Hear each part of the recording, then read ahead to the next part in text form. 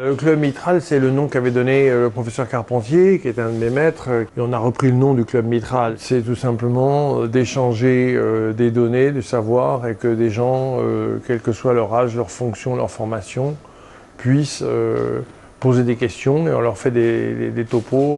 La vraie action humanitaire, en fait, c'est d'aller transférer sur place un savoir, des connaissances, aider à l'équipement et progressivement aider une équipe à monter à un niveau donné.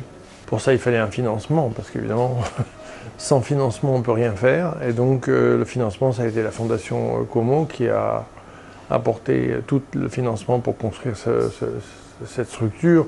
Moi, j'ai un peu aidé parce qu'il y a un moment, dans les discussions, il fallait bien prendre une décision et figer le projet.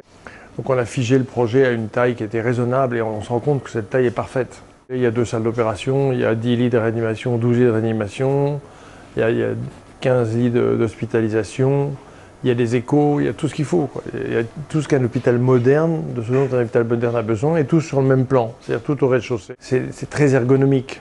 Voilà, ils ont fait 150 malades.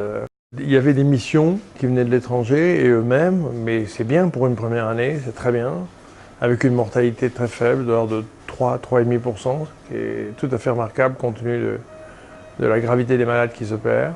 Je suis qu'un invité dans tout ça, je suis venu pour opérer des enfants qui avaient des pathologies rhumatismales, essentiellement mitrales et tricuspides. On leur a fait des topos et ils ont posé des questions et il y avait des démonstrations opératoires en même temps. L'intérêt, c'est d'intégrer à la fois des cours théoriques, enfin des données théoriques, des données scientifiques et le live, parce que rien ne remplace la chirurgie live. Si vous montrez une opération en live, vous voyez tous les détails, ce qui va comme ce qui ne va pas. Alors quand quelqu'un apprend, ce qui ne va pas peut être aussi important que ce qui va.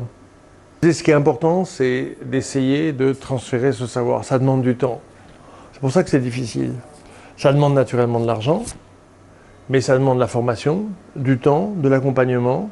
Donc c'est un travail de très longue haleine. C'est une chaîne de solidarité au sens propre du terme, qui n'est pas la simple chaîne de la bonne volonté de faire venir un enfant pour traiter un enfant. C'est bien de le faire, mais la réalité, c'est que si chaque pays ou des grands pays comme le Sénégal, qui se développent extrêmement rapidement, ne peuvent pas avoir leur propre système de santé, arriver à gérer le leur et même ceux de leurs voisins, ce qui est le but de ce centre, eh bien je pense qu'on manque à notre devoir d'essayer de transmettre le savoir, et c'est ça qui est important.